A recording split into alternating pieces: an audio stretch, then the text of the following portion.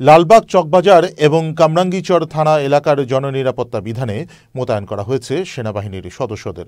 শুক্রবার লালবাগ সরকারি অফিসার্স কোয়ার্টারে আয়োজিত জননিরাপত্তা বিষয়ক সমন্বয় সভায় একথা জানান বাংলাদেশ সেনাবাহিনী ৪ বীর এর অধিনায়ক লেফটেন্যান্ট কর্নেল নাহিদুজ্জামান খান। এ সময় তিনি জনগণের মাঝে স্বস্তি ফিরিয়ে আনতে পুলিশ সহ সকলের সম্মিলিত সহযোগিতার আহ্বান জানান।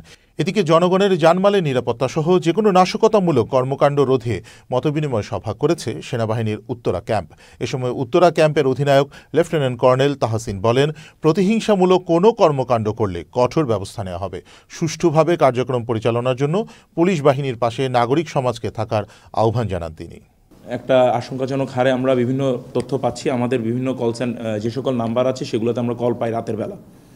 তো পুলিশ যতদিন কার্যক্রম শুরু না করছে, মানে ঠিকভাবে কার্যক্রম শুরু করতে না পারছে, সেই সময় পর্যন্ত আপনারা আপনাদের পর্যায় থেকে সতর্ক থাকবেন এবং দায়িত্বশীল ভূমিকা পালন করবেন। আপনাদের পাড়া মহল্লা বা দলীয় যে সকল সদস্য আছেন সবাই মিলে আপনারা এই সকল অপরাধমূলক কার্যক্রম যাতে না ঘটে সেজন্য সজাগ দৃষ্টি রাখবেন। আর কোনো অবস্থাতেই আপনারা নিজেদের হাতে আইন তুলে নেবেন না। আমরা যখন রাত্রিকালীন টহল বা দিনের বেলা যখন টহল করতে যাচ্ছি, আমরা দেখতে পাচ্ছি সাধারণ মানুষ নিরাপত্তা নিশ্চিত করার জন্য দা ছুরি হাতে নিয়েও করছে, রাস্তায় রাস্তায় হাঁটছে, বলছে অনেক অপরাধী ঘুরে বেড়াচ্ছে, আমাদের অনিরাপদ বোধ করছি।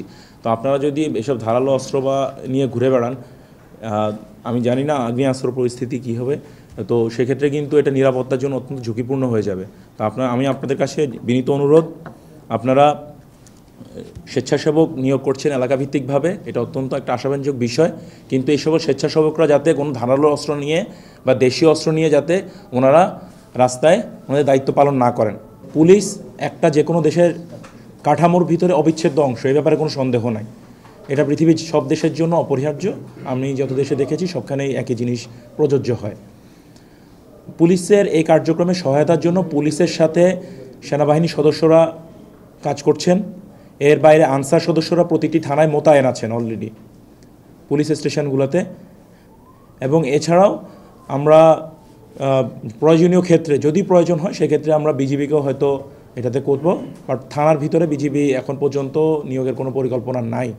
আমরা আশ্বস্ত করতে চাই পুলিশ ভাইদেরকে যেন তারা থানায় যোগদান করেন এবং থানার স্বাভাবিক কার্যক্রম পরিচালনা শুরু করেন। আমার ফরমেশন কমান্ডার উনি সবসময় বলে থাকেন যে সেনাবাহিনী যেখানে মোতায়েন থাকবে সেখানে ডাকাত থাকতে পারে না।